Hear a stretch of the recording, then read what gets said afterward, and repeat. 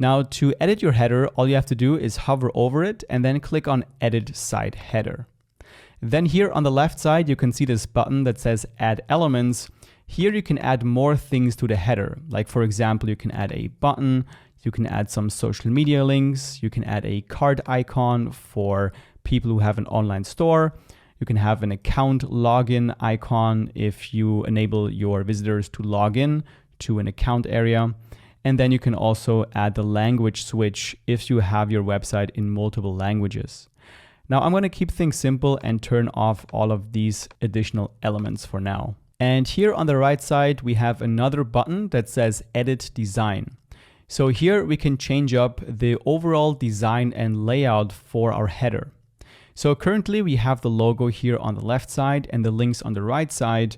But for example, if you want to add the logo to the center of the header, we can change it right here under layout. We can just go down and then choose this design where the logo is in the center, the links are on the left side.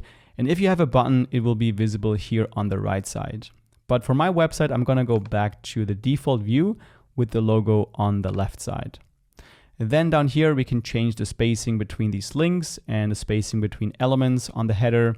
We can also add a drop shadow, we can add a border. And then here, if we activate fixed position, this will mean that when people scroll down your website, the header will be kind of sticky to the top of your website and it will just stay in place.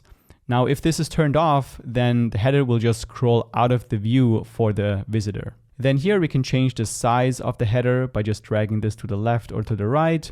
And then here we can set the width to full or to inset. Then we also have settings for the color of the header. Currently it's set to adaptive. What this means is that the header style will be taken based on the first section we have on the page. So here currently on the home page, it is set to transparent because here this section will determine that the header will be transparent. Now let's quickly save our changes and then exit this editor.